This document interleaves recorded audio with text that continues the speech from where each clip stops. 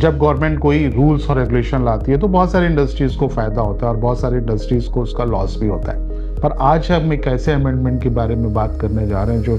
Indian government लेके आ रही है और जिससे एक इंडस्ट्री जो है बहुत फ्लरिश करने वाली है। तो आज हम उसकी बात करेंगे कि जो है वो इंडस्ट्री क्या है और उस इंडस्ट्री में आप कैसे बिजनेस शुरू कर सकते हैं। तो मैं सीए मुकेश शुक्ला,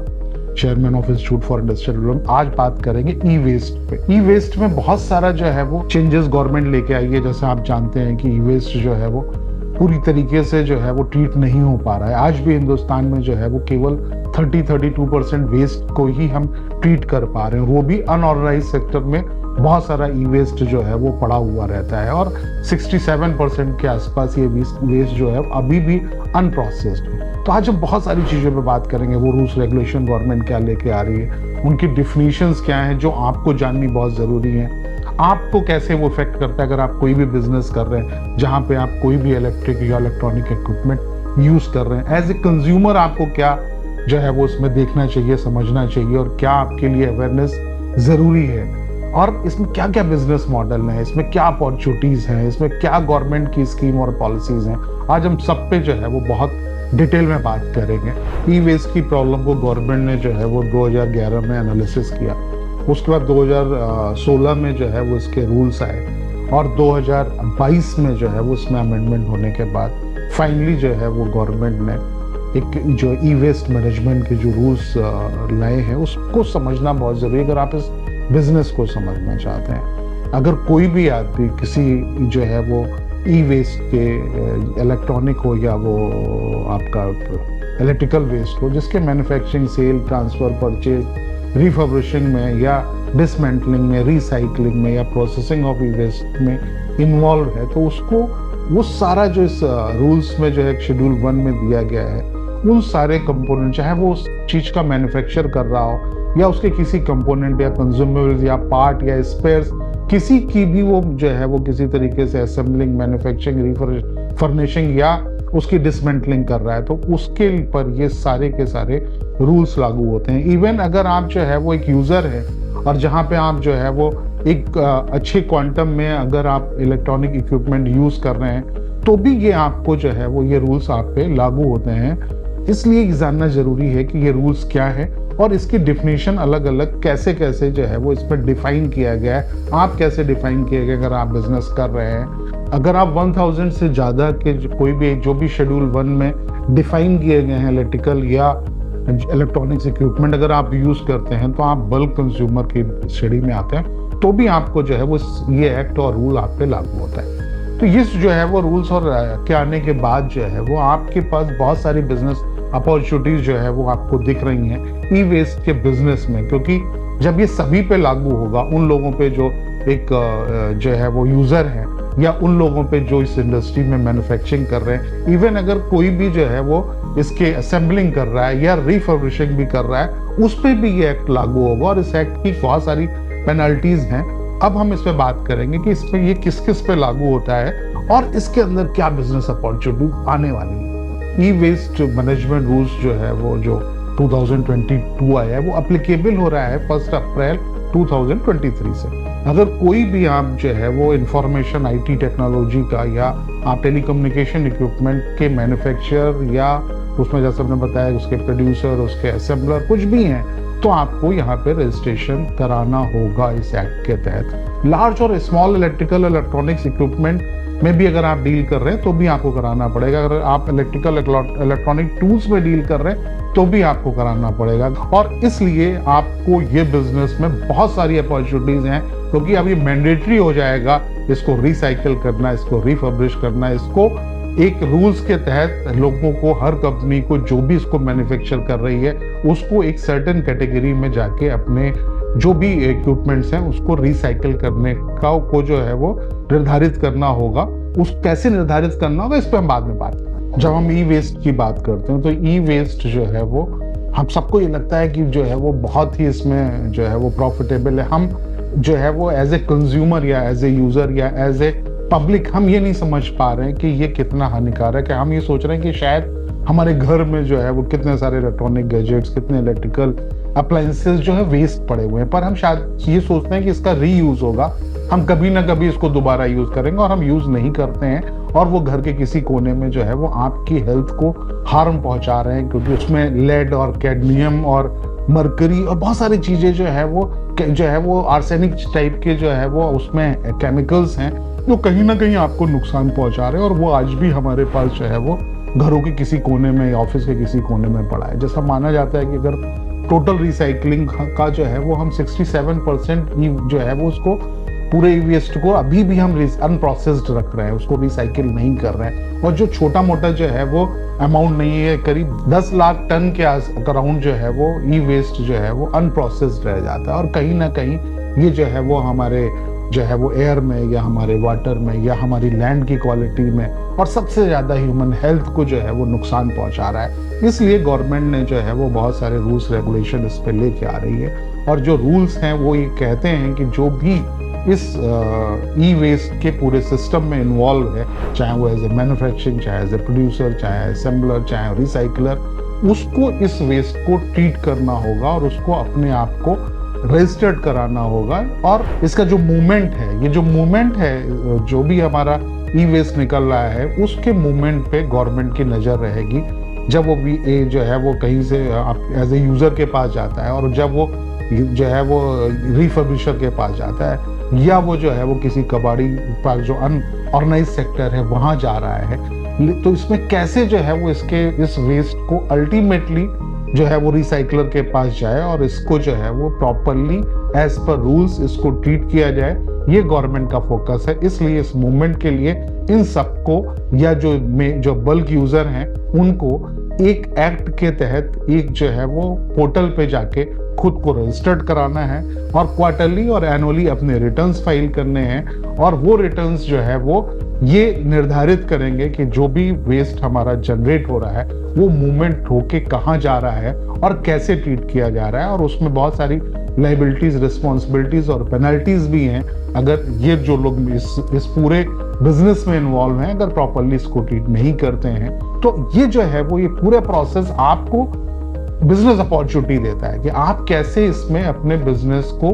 जो है वो ढूंढें और कैसे ई वेस्ट के बिजनेस में आए। क्योंकि धीरे धीरे जब जैसे अवेयरनेस आएगी और लोगों को ये लगेगा कि हाँ सच में हमको इस वेस्ट को प्रॉपर रजिस्टर्ड जो है वो रिसाइकलर को देना है या रजिस्टर्ड कलेक्शन सेंटर्स को देना है, तो वो धीरे धीरे ई वेस्ट का पूरा बिजनेस जो है वो एक पूरी तरीके से जो है वो एक ऑर्गेनाइज सेक्टर में आएगा और आपको बहुत बेनिफिट देने वाला है अगर आप जो है वो ई वेस्ट को अपना एक बिजनेस की तरह देखते हैं या इसमें अपॉर्चुनिटी को देख रहे हैं। तो जब बिजनेस की बात हो गई तो आपको थोड़ा सा जो है वो कौन कौन से बिजनेस करेंगे उससे पहले थोड़ी टेक्निकल बातें हो जाएं, क्योंकि आपको ये जानेंगे तो आपको पता चलेगा कि बिजनेस कितना इंपॉर्टेंट है। जो एक्ट है जिसके तहत इस बिजनेस को जो है मॉनिटर या रेगुलेट किया जाता है उस एक्ट का नाम है एनवायरमेंट प्रोटेक्शन एक्ट 1986। इसके तहत ही जो है वो ये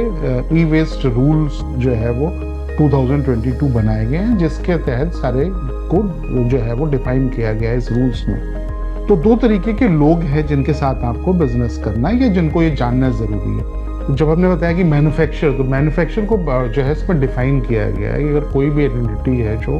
कंपनीज एक्ट में जो है वो 2013 में रजिस्टर्ड है और या फैक्ट्रीज एक्ट में जो है वो रजिस्टर्ड है और स्मॉल या मीडियम एंटरप्राइजेज जो MSME एक्ट जो है वो 2006 में वो डिफाइंड है, तो उसको यहाँ पे रजिस्टर्ड कराना अपने आप को ज़रूरी है, जिससे कि वो अपने को मैन्युफैक्चर कैटेगरी में वो अपने को रजिस्टर्ड कराएगा। अगर कोई भी जो है वो आइडेंटिटी है या कंपनी है या फर्म है या पर्सन है जो किसी तरीके को इम्पोर्टेड जो है वो इलेक्ट्रॉनिक इक्विपमेंट को सेल करती है, उसको भी इसमें प्रोड्यूसर में रजिस्टर्ड कराना पड़ेगा। अगर कोई जो है वो यूज्ड इक्विपमेंट्स को मंगाती है और उसको सेल करती है, उसको भी रजिस्टर्ड कराना पड़ेगा। अब बात करते हैं बिजनेस की। अगर आप ई जो है वो वेस्ट का काम कर रहे हैं तो अगर आपको जो है वो सबसे पहले आप इस पे कल्पना करिए कि क्या ये ई वेस्ट कैसे निकलता है और इसका साइकिल कैसे होगा। ज़्यादातर ई वेस्ट जो है वो जो बड़ा ई वेस्ट है वो फैक्ट्रियों से निकलता है, जो कभी इसकी मैन्युफैक्चरिंग या उसमें इन्वॉल्व हैं, इसके असेंबलिंग में या इसके जो है रिफर्बिशिंग में इन्वॉल्व है, इसलिए सबसे ज़्यादा फोकस उस पर किया गया है। फिर इंडस्ट्रीज से निकलता है, बल्क कंज्यूमर से निकलता है, हाउस होल्ड से निकलता है, जो ये सारा ई वेस्ट कलेक्शन के लिए जो है वो दो तरीके के लोग हैं। एक वो हैं जो ई वेस्ट, जो हाउस होल्ड या कहीं से भी ई वेस्ट कलेक्ट कर रहे हैं, जो अनऑर्गेनाइज सेक्टर है, जिसको हम आज की डेट में कबाड़ी कहते हैं। ऐसे लोगों पे अभी इसका रिस्ट्रिक्शन या इम्प्लीमेंटेशन नहीं हुआ है, लेकिन इन फ्यूचर इनको बहुत जल्दी से इसको जो है वो रिस्ट्रिक्ट किया जाएगा कि ये लोग अगर जो है वो या तो ये रजिस्टर्ड हों, या अगर ये कलेक्ट भी करते हैं as a collection centre registered हों, और ये केवल रजिस्टर्ड जो है वो रिसाइकलर या रिफर्बिशर के पास ही जाके उस प्रोडक्ट को देंगे। दूसरा जो डिफाइन किया गया है कि ईच एंड एवरी प्रोडक्ट जो उसको भी इसमें इलेक्ट्रिकल या इलेक्ट्रॉनिक इक्विपमेंट में डिफाइन किया गया है, उसकी एक लाइफ डिफाइन की गई है। अगर वो लाइफ को वो पूरा कर लेता है तो वो मैन्युफैक्चरिंग डेट के बाद से वो ऑटोमेटिकली ही ई वेस्ट की कैटेगरी में आ जाता है। जो लाइफ है इलेक्ट्रॉनिक या इलेक्ट्रिकल आइटम की, उसमें ये जो है वो डिस्कार्ड या उसको वेस्ट मानने के लिए इंटेंट होना चाहिए यूजर का कि वो अब उसके लिए यूजेबल नहीं है और उसको वो डिस्कार्ड करना चाहता है। तो बहुत सारी बिजनेस अपॉर्चुनिटीज मेरे को तो नजर आ रही हैं इसमें, क्योंकि ये कंपलसरी हो गया है कि अपने को जो भी मैंने आज अभी तक आपको इतना रेगुलेटरी जो है वो फ्रेमवर्क इसलिए बताया क्योंकि आप जानिए कि इसमें अपॉर्चुनिटीज कहाँ कहाँ हैं। हर कोई जो इस वेस्ट को जनरेट कर रहा है वो धीरे धीरे रेगुलेट हो रहा है। मेजर लोग तो रेगुलेट हो गए हैं, इसलिए अगर आप ई वेस्ट के बिजनेस में आएंगे तो आपको बहुत इसका जो है बेनिफिट होने वाला है। अब ये समझिए कि ये जो रेगुलेशन है ये इन पे लागू कैसे होगा। अगर मैन्युफैक्चरर है वो वेस्ट को ट्रीट नहीं करेगा तो उसको आगे क्या होने वाला है, उसके साथ जो पेनल्टीज हैं, और वो बेचारा उसको ट्रीट करने के लिए उसके रूल्स रेगुलेशंस क्या है, उसके लिए एक बहुत बड़ा जो है वो एक जो है वो इसमें मैकेनिज्म बनाया गया है जिसको कहते हैं प्रोड्यूसर रिस्पॉन्सिबिलिटी ऑर्गेनाइजेशन। इनको जो है वो ये एक मीडिएटर की तरह काम करेंगे ये ऑर्गेनाइजेशन को, और ये एक्सटेंडेड प्रोड्यूसर जो है वो एक रिस्पॉन्सिबिलिटी सर्टिफिकेट जो है वो जनरेट करके इनको देंगे। जो भी रिसाइकिल हो रहा है प्रोडक्ट, जो उनके कलेक्शंस में इन पीआरओस के कलेक्शन सेंटर्स पे ये ज्यादातर अलग अलग जगह से कलेक्ट करेंगे, अपने कलेक्शन सेंटर्स बना सकते हैं। उसके बाद ये जो भी वो डिसमेंटलर्स हैं या रिसाइकलर्स हैं, उनके पास जो रजिस्टर्ड हैं उनके पास इस प्रोडक्ट को भेजेंगे और एक एक्सटेंडेड जो है वो responsibility producer responsibility certificate generate करेंगे, और वो सर्टिफिकेट्स ये कंपनियों के पास जाएंगे। अगर वो डायरेक्टली जो है वो रिसाइकलर्स को या जो है वो उनको नहीं देना, तो ये जो प्रोड्यूसर ऑर्गेनाइजेशन है जितने भी ये जो है वो ये बहुत पीआरओस एक बहुत बड़ा रोल प्ले करने वाले हैं, और ये सारे के सारे रजिस्टर्ड ऑर्गेनाइजेशन होंगे। तो सबसे पहली ये बिजनेस अपॉर्चुनिटी आपको ये ऑर्गेनाइजेशन बनने में नजर आती है। अगर आप किसी को, ये बेसिकली मीडिएटर हैं, कंसल्टेंट हैं, जो अलग अलग इस टाइप की कंपनीज को जो है वो कंसल्ट करेंगे और अपने कलेक्शन सेंटर्स खोलेंगे, तो सबसे बड़ी अपॉर्चुनिटी तो आपको यहाँ पे आती है। फिर जैसे जो है वो डीमेंटलर्स जो होते हैं, जो है वो जो उसको एक तरीके से डिसमेंटल करते हैं, वो जो डिसमेंटलर्स का जो है वो एक बहुत बड़ा रोल है। कलेक्शन के बाद ज्यादातर जितने लोग होते हैं आपको जो इस कैटेगरी में मिलेंगे वो अलग अलग प्रोडक्ट को डिसमेंटल कर देते हैं, और आपको जान के हैरानी होगी कि इससे बहुत जो है वो बहुत इंपॉर्टेंट प्रोडक्ट और बड़े वैल्यूएबल प्रोडक्ट्स भी इससे निकलते हैं। जैसे आईफोन अगर आप जो आपके हाथ में रहता है, आपको शायद पता नहीं है उसमें कितना जो है वो गोल्ड भी निकलता है, उसमें सिल्वर भी निकलता है, और नॉर्मली सिल्वर और गोल्ड बहुत सारे इलेक्ट्रॉनिक प्रोडक्ट्स में निकलते हैं, इसलिए इसकी बहुत डिमांड है। और ये जो है वो डिसमेंटल करके जो मेजर चीज है वो तो प्लास्टिक होती है, वो प्लास्टिक वहां चली जाती है, उस इंडस्ट्रीज को दी जाती है, जो दाने बनाते हैं उसको रीयूज करते हैं। दूसरा कंपोनेंट जो निकलता है वो आयरन निकलता है, जो ज्यादातर फर्नेस को चला जाता है, जो उसको फर्नेस करके फिर से जो है वो आयरन में कन्वर्ट कर देते हैं, आयरन स्टील जो भी निकलता है। उसके बाद तीसरा आइटम जो है वो अल्युमिनियम निकलता है, फिर जो है वो कॉपर निकलता है, जो काफी जो है वो कॉस्टली आइटम। इसकी तरीके से बहुत सारे आइटम्स और निकलते हैं जिनको न केवल जो है वो सेल किया जाता है, बहुत सारे को ट्रीट करके उसको जो है वो ऐसा किया जाता है और प्रॉपर प्रोसीजर से किया जाता है कि वो जो भी हेल्थ के हमारे इश्यूज हैं या हमारे जो किसी तरीके के पोल्यूशन के जो इश्यूज हैं, उनको वो फैसिलिटी प्रोवाइड की जाती है रिसाइकलर को कि उसी प्रॉपर प्रोसीजर से, एसओपी से उनको जो है वो ट्रीट किया जाए। तो ये सारी अपॉर्चुनिटी जो मैंने दूसरी आपको अपॉर्चुनिटी बनाई कि आप जो है वो एक तरीके से डिसमेंटलर हो सकते हैं, आप इसको जो है वो एक रिफर्बिशर हो सकते हैं, क्योंकि जब आप परचेज करते हैं, बहुत सारा कलेक्शन करते हैं, तो आपको इसको जो है रिफर्बिश करके इस प्रोडक्ट को, इसकी सेल्फ लाइफ बढ़ा सकते हैं और उसको फिर यूज में ला सकते हो। तो ये भी बहुत बड़ा रोल है, क्योंकि अगर आप इस बिजनेस में जाएंगे तो बहुत सारे आइटम ऐसे मिलेंगे जो आपको रिफर्निश कर देते हैं। अगर आप ई वेस्ट बिजनेस शुरू करना चाहते हैं तो सबसे पहले जरूरी है कि आप रिसर्च करो। रिसर्च जो है वो दो चीजों के बारे में, एक तो ये कि क्या आइटम में आप कंफर्टेबल हो, क्या बिजनेस करना चाहिए, किस आइटम की आपके हिसाब से मार्केट है, कहाँ पे जो है वो आप काम करना चाह रहे हो, उसकी लोकेशन क्या है, उसके आसपास कितना ई वेस्ट कलेक्ट हो रहा है या कलेक्शन के चांसेस हैं। तो ये रिसर्च बहुत इंपॉर्टेंट है। लोकेशन की, जो भी फैसिलिटी आप डेवलप कर रहे हैं, मशीन्स की, उससे ज़्यादा वो जो भी आप मेटल कलेक्ट करेंगे उसकी डिमांड कहाँ और कितनी है और कैसे जा सकता है। जैसे छोटा सा एग्जांपल है कि अगर आप कोई भी ऐसी जगह ये काम कर रहे हैं जहाँ पे फर्नेस बहुत है और जो है वो वहाँ पे आप अपना आयरन दे सकते हैं, जो बहुत बड़ा एक पार्ट है, या प्लास्टिक यूनिट्स बहुत हैं, तो ये बहुत ज़रूरी है कि आप एक बार जो है वो अपने आप को उसको समझें। एक बार जो है वो इसके अलावा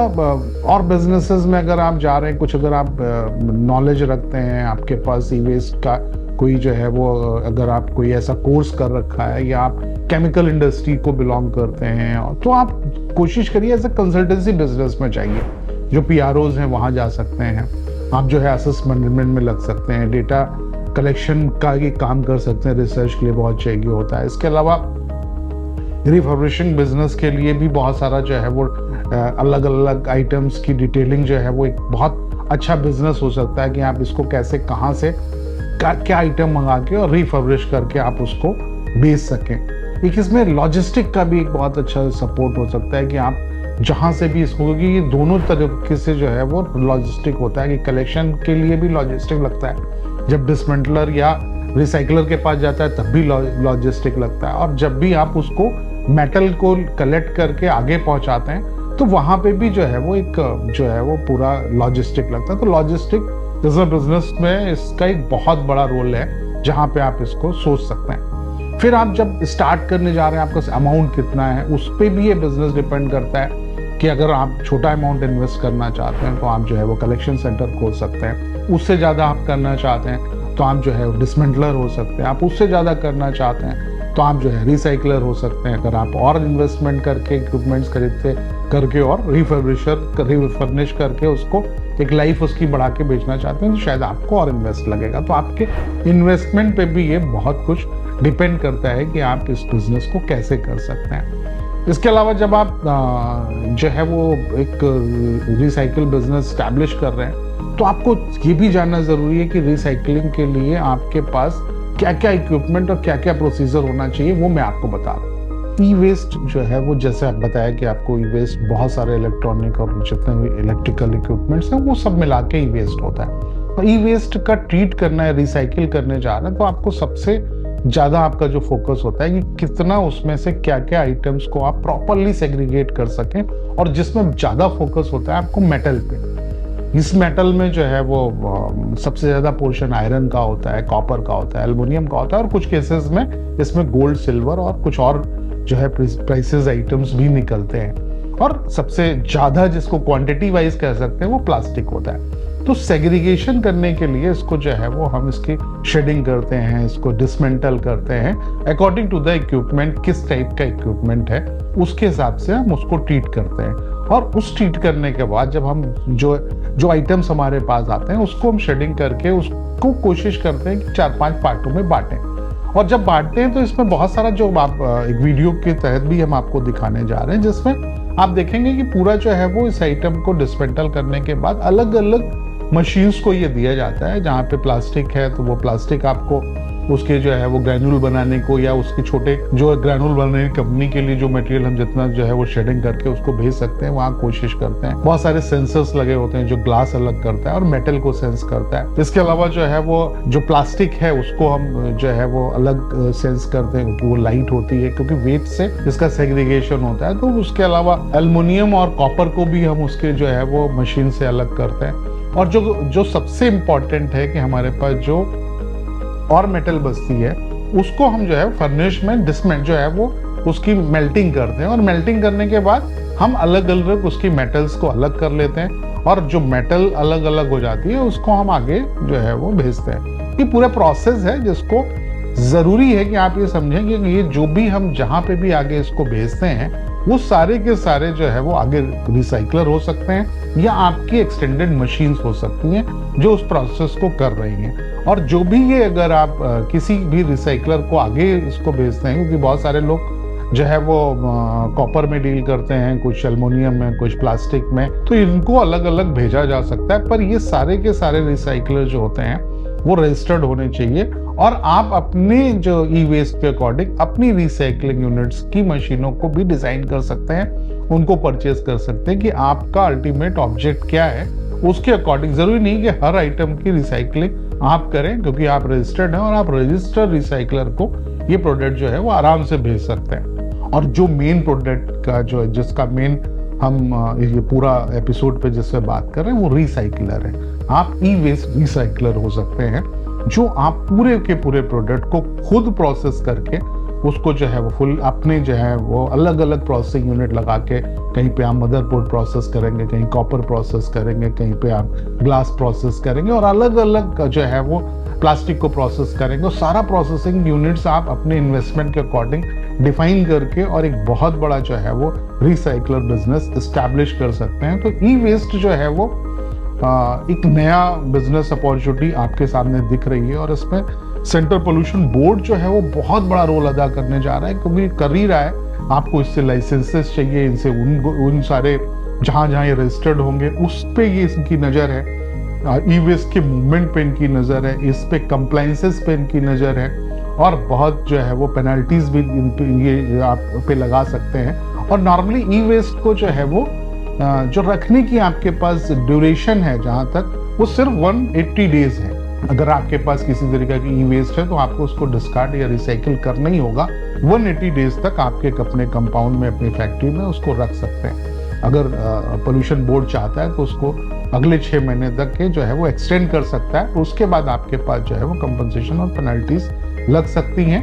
जो आपको इसलिए इस बिजनेस में आपको अपॉर्चुनिटी की तरह दिख रही है कि जहाँ जहाँ भी ई वेस्ट निकल रहा है, इस बार अब 1 अप्रैल जो है वो 2023 के बाद ये मैंडेटरी हो गया है। लोगों को रूल्स रेगुलेशन नहीं पता है और इसमें मैंडेटरी है कि ये सारे ऑर्गेनाइजेशन जो है वो इसकी अवेयरनेस करें। तो आप इसमें बहुत सारा जो है वो ट्रेनिंग आप कर सकते हैं, अवेयरनेस प्रोग्राम में आप ज्वाइन कर सकते हैं। आप इसका डेटा मैनेजमेंट के लिए आप सॉफ्टवेयर बना सकते हैं। आप जो है वो किसी तरीके से बिजनेस के बहुत सारे मॉडल्स में किसी एक को चुन के आप इस बिजनेस मॉडल में आगे बढ़ सकते हैं। ये जो है वो अपकमिंग बिजनेस है और इसमें जो है वो इन्वेस्टमेंट भी आपको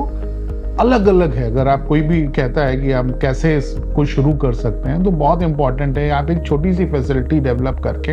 एक 5,000-6,000 स्क्वायर फीट का प्लॉट लेके और एक छोटे से कलेक्शन सेंटर से भी शुरू कर सकते हैं। आप डिसमेंटलर के लिए आपको कुछ मशीन इक्विपमेंट लगा के और पोल्यूशन से आप लाइसेंस लेके एक डिसमेंटलर हो सकते हैं। आप जो है वो रिसाइकलर हो सकते हैं। तो ये 10 लाख रुपए से लेके और 5 करोड़, 7 करोड़, 10 करोड़ तक का इन्वेस्टमेंट है, लेकिन 1-1.5 करोड़ रुपए में एक अच्छा जो है वो रिसाइकलर बिजनेस आप शुरू कर सकते हैं, जिसमें लैंड और बिल्डिंग की कॉस्ट जो है वो नहीं शामिल है। अगर इसमें लैंड की कॉस्ट आप और जोड़ लेंगे तो ये थोड़ा सा इसकी कॉस्टिंग और बढ़ जाएगी, क्योंकि लैंड अलग अलग जगह पे, पर आप आराम से जो है वो 20,000 से लेके और 2 एकड़ में ये पूरा बिजनेस कर सकते हैं, अच्छी तरीके से कर सकते हैं। तो आप अपने को इसमें जोड़िए। और सबसे बड़ा जो लोग एजुकेटेड हैं, जो किसी तरीके से जो है वो इस पोल्यूशन या जो है वो इलेक्ट्रॉनिक की जानकारी रखते हैं और अच्छा ऑर्गेनाइजेशन की तरह काम कर रहे हैं, तो अपने को जो है वो प्रोड्यूसर रिस्पॉन्सिबिलिटी ऑर्गेनाइजेशन PROs की तरह आप अपने को रजिस्टर्ड कराइए। और ज़्यादातर जो है वो आप कंसल्टेंट हो सकते हैं।